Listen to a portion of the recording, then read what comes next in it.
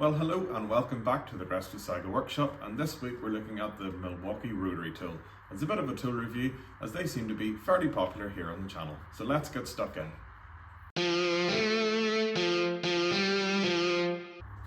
Okay, as you can see, this tool is quite well used. I bought this at the time of repainting the Land Rover, which is here, back to the original limestone, as I was going to use it for cutting bolts and just generally getting into small spaces, which when equipped with one of these little cutting discs, it is excellent for. It's quite well used. More recently I have been using it to polish up this 100-year-old coffee grinder, and you can see a video of that on the channel. We're halfway through that and doing a bit of work on that still. So let's take a closer look at the tool. Most of the time you'll buy this without a battery, and the battery is here in the bottom. Let's get that popped off so you can see what it looks like without the battery and without the cutting disc. So this is what you receive whenever you buy your rotary tool. So I've had this, about 3 years now, and I think I paid about £80 for it. I think they're slightly cheaper now, and indeed there's a new brushless version out. So this is the brushed version, but it is still really, really useful. So the battery goes in there. It takes the Milwaukee range of M12 batteries. I use the 2Ah ones because they're a nice neat size. Beyond this they start getting a bit bigger, so I just wanted to use the smaller batteries to keep the whole tool size smaller, and therefore it would fit into smaller physical spaces. And to be honest, for what I use it for, the 2Ah batteries are absolutely fine. So those batteries just slide on, click, job done. And they charge really quick because they're not very big, but it's plenty for what I'm doing it for. I suppose the main competitor tool for this is the Dremel, hence the thumbnail on this video. But the reason I bought this, first of all, it would fit in with a Milwaukee battery range, and I really like the idea of a cordless one with a rechargeable lithium battery. So that's why I went for this one. Is it better than the Dremel? I doubt there's too much difference in it. I haven't really great experience with the Dremel, but I really am quite attached to this, and I've used it quite a bit. So let's look at the controls. So simple on-off switch here. You can see the little battery indicator lighting up there. Obviously 4 dots is full, and then it works its way down as the battery is flat, and you have a little speed controller. So let's test that out and show you that too.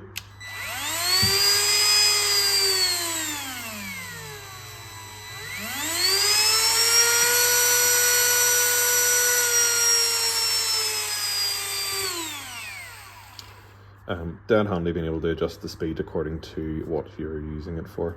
I'd have to say, I'll change the camera hands here. It has this pretty handy little grip, so you can nearly hold it like a pencil if you want to down here, if you're doing really sort of fine work.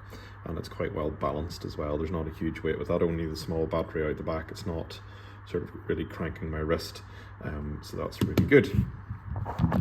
Ooh, rolling away from me. Dead handy, it stores upright.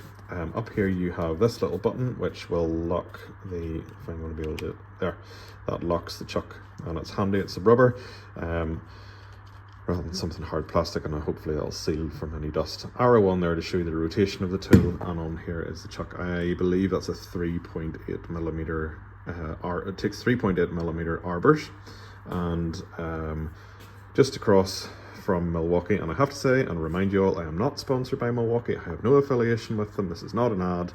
I just really like their stuff.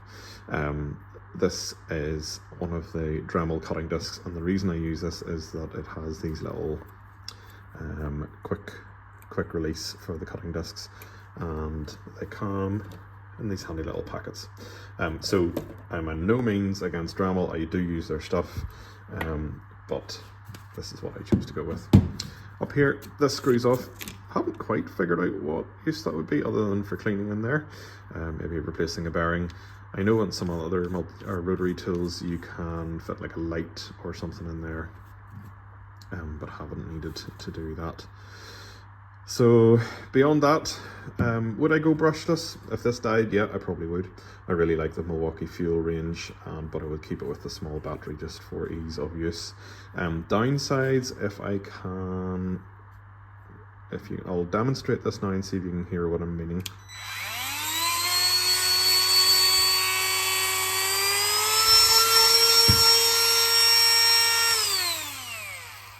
course on video when I try and demonstrate it. There's a little bit of rough running if you give it a shake. I don't know whether there's a little bit of play in the bearings now, but yeah, I've noticed that it's not enough for me to go and do a warranty claim or anything like that. The tool is still perfectly usable, and I don't believe in ripping the backside out of warranty, so I will continue to use it. Milwaukee got a bit of a bad name, but this has been ultra reliable, as has my other Milwaukee stuff. Again, not sponsored, but as you can guess, I am a fan of their stuff. It's not just red tools that I do enjoy. So yeah, what else have I used? So I've shown you the cutting disc, dead handy, fits in there. I have bought these little grinding stones. I'm going to use those for sharpening the garden tools, like lawnmower blades and so on. Those will fit in as well. And also from Dremel, you'll notice. And another little Dremel set. If I pop this up wide open, it's a little polishing set. Nice neat little wheels. This one you can see has clearly been used, covered in black stuff. This one's pretty dead, and that has been used to polish up this. This is the wheel on the coffee grinder, and there's a little test patch on here that has been polished with the Milwaukee Rotary tool as well. So it's done a really nice job, and it's super handy for fitting into bits and bobs. I've had family members borrowing this as well for polishing metalwork and bits and bobs around the home, so it's super handy and very neat and tidy. Shares the batteries also with the battery inflator, which I did a video on recently. So yeah, all in all, it has plenty of upsides. It's handy. It's not too expensive, I don't think. I'm not sure what the current pricing is. To be honest, when I make these videos and discuss prices, all a bit of academic, because the video's up there forever and the prices do change, but you can go and check that out. Would I buy another one if this died? Yep, definitely would. So no real issues with it at all, and I would recommend, if you're using it, or if you're having to do, so working on vehicles, getting into nooks and crannies, cutting off awkward to get at bolts or rusted affixings, this is what you need. You won't realise that you needed one until you buy one, and then you'll think, why did I not buy one sooner? So highly recommend. So there you go. I hope you enjoyed the tool review of the Milwaukee 12-volt rotary tool. I use it plenty here in the workshop, as I'm sure you have gathered, and I would recommend, if you're in the market for that, you do really consider the Milwaukee item. As I've said, I'm no way affiliated with them, I'm not paid by them, this is not sponsored, I just really like their stuff. So thanks very much for watching. Give me a like, it really helps to grow the channel. Hit the subscribe button. Next week's video, all being well, we'll be back to the Land Rover. I have a few wee bits and pieces to show and talk about on that. And as you know, last week I announced a new project. I've bought the new lathe, so there will be videos produced on that too. What else? Going to be maybe doing some bits more with the Morris Minor, and the Toylander is coming up to my new house as well, so there'll be videos of that too, because it's going to need a bit of maintenance and so on. So lots of projects to catch up on, always plenty happening here in Rescue Saga Workshop. Find me on Facebook, Instagram, follow me across all the channels. I like to mix up about what I put on various social media channels, and you'll see me round about. Catch you again next week. Cheerio.